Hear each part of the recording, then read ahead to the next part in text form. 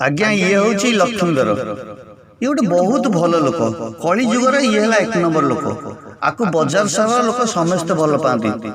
देखुना are 5-5टा boat सब बेले कम से व्यस्त आ बाजार को बाहर सी सब पान खाया भल पाए देखो पान दुकानी केमी पूजा कर भाई भंगा पान अच्छी 10 टका देल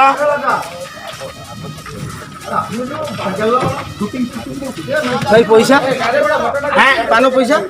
पैसा काली चली नहीं गल पान आज चली नहीं गल तुम एमती कहीं हो मो ना संगनी लक्ष्मीधर भाई दुकान लक्ष्मी की कुंडे 9 वर्ष है 9 टंका धरिकी मो सांगे बुलू टंका मुझे खर्च करनी भाई मो पान पैसा दिए तुम एत बोटर मालिक तुम तुम कौन मतलब पैसा दौन पान आज खाइल काली खाइल एमती खड़े खड़े खाई पड़ो पुणी आज कस्टमर ने जिते दोकानी अच्छा पान मांगी क्या पैसा पैसा के तुम जाओ जाओ पान तुम जाओ जाओ तुम भिखारी आम दुकान नहीं चलो बोटर मालिक टंका खाली गोटे लोक सी चाकरी कौन भिखारी लोक छोट देखु ये तो 5 खंड बोटर मालिक ता लेबर मान केमी पैसा दौर खाली आप देखो कौन करी बाबू आप पैसा दिखाँ मुझे कई मास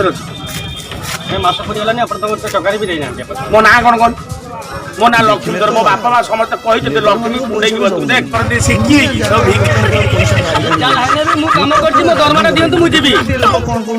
देखिले तो लेबर मान पैसा भी दौनी दुनिया जाक लोक पैसा धारिक बस लोक पूरा रागी गले देखुना लोक कौन कहूँ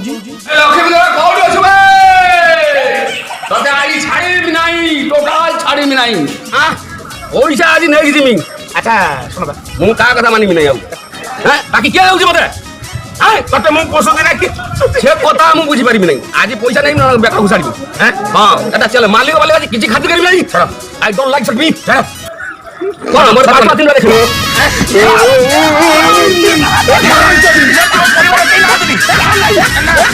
मना कर माने कम पैसा मोर टोटल देबी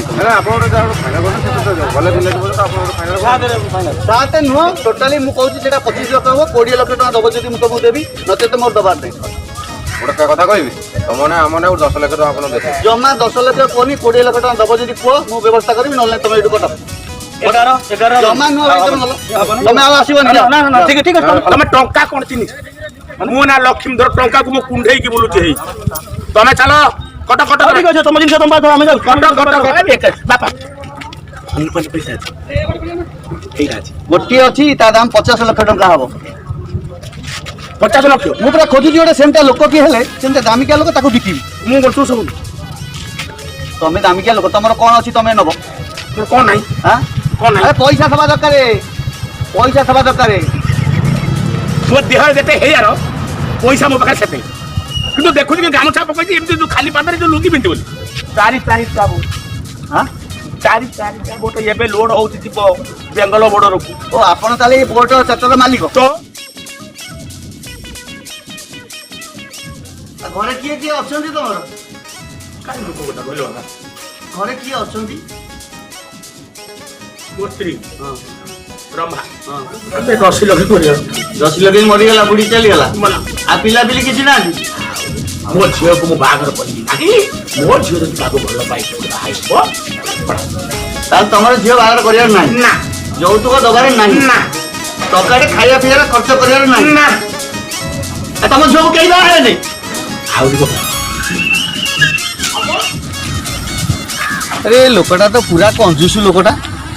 कि मु कौन भाभी आ झील को बाबा भी कोड़े धन संपत्तिर मालिक है भी 3-4टा बोट मोर हम बोली ये तो जना पड़ी ये टंकाटे देला भाया परिस्थिति ना कौन करी अच्छा हौ हौ रे बुढ़ा जदि तो धन संपत्ति सब न नहीं मो ना भी राजा नुह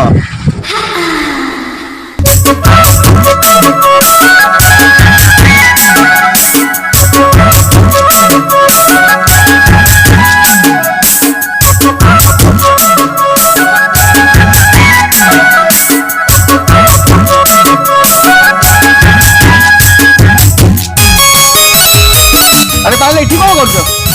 अरे बापा को बापा आसी तुम बापा इठी कौन करछो तबे किसी जानि नो कि ଆମର ଏଠି 5 ଖଣ୍ଡ ବୋର୍ଡ ଛିଡା ହେଇଛି। ତମର ଏଠି 5 ଖଣ୍ଡ ବୋଟ ତୋ ବାପାର 5 ଖଣ୍ଡ ବୋଟ ହଁ ଆଉ ମୋ ବାହାଘର କଥା କଣ ହେଲା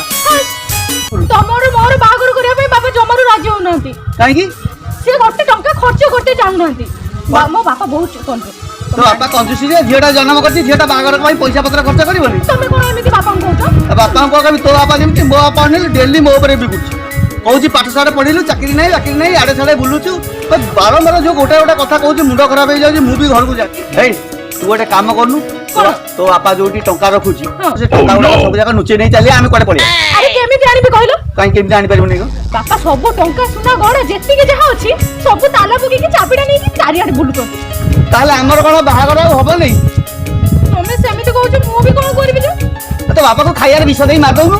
ସେମିତି କଣ କହୁଛ? ମୋ ବାପାକୁ ବିଷ ଦେଇକି ମୁଁ ମାରିଦେବି? ଆଉ ଆମ ଭଲ ପାଇବା କଣ ଏଇଠି ଅଟକି ଯିବ ବୁଢା ଯେତେବେଳେ ଆଜି ଶୋଇବ ରାତିରେ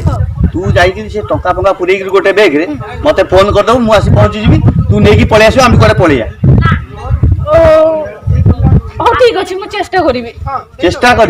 ଚେଷ୍ଟା କରି ମତେ ଫୋନ କରିବୁ ହଉ ତମର ଭଲ ପାଇବା ନାହିଁ ଚେଷ୍ଟା କରିବ ତମେ ଟିକେ ଚାହିଁ ହଉ ଠିକ ଅଛି ମୁଁ ସବୁ କିଛି ଠିକ କରିକି ଫୋନ କରିବି ତମକୁ। ଆଚ୍ଛା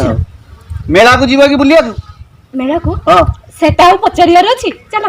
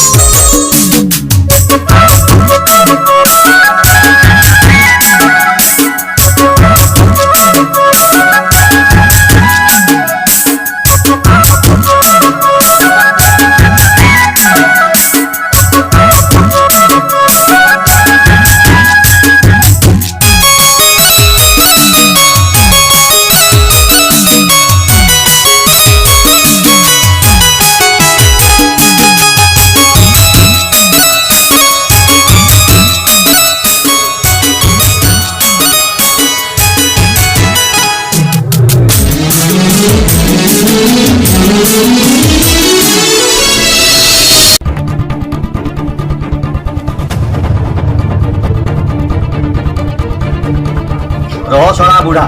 ତୋର ଯଦି ଧନ ସମ୍ପତ୍ତି ନ ନଉଛି ମୋ ନାଁ ବି ରାଜା ନୁହେଁ ଖାଲି ଅପେକ୍ଷା କର ଦେଖୁଛି କଣ ଏପର୍ଯ୍ୟନ୍ତ ଆଇଲାଣି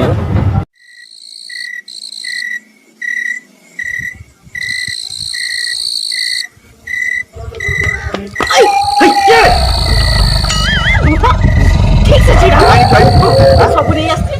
ବାପା ଉଠି ନଥିଲେ ଶୋଇଥିଲେ। ବାପା ଶୋଇଥାଉ ଇଏ ସବୁ ନେଇ ଆମେ ଚାଲ ପଳେଇବା ତାହେଲେ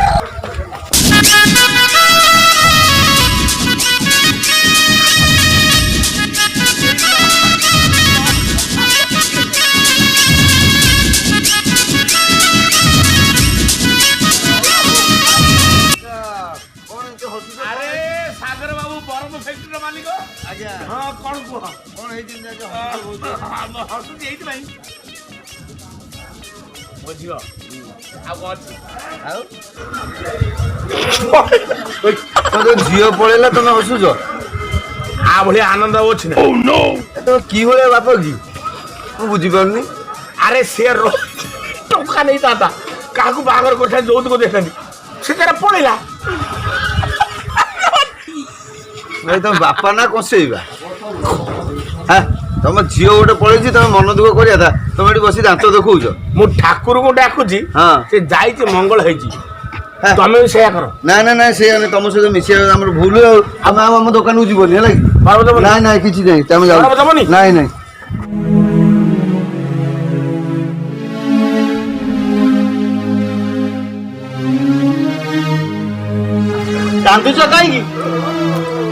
କାନ୍ଦୁଛ କାହିଁକି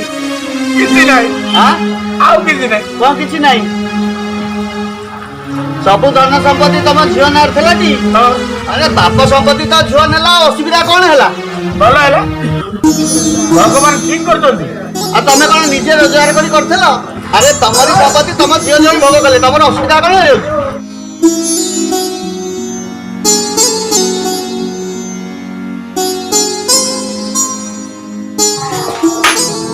ଆରେ ପାୟଲ ତମେ ଘରେ ନଠିଆ ଏଠି କୋଉଠି ହେଇଛ?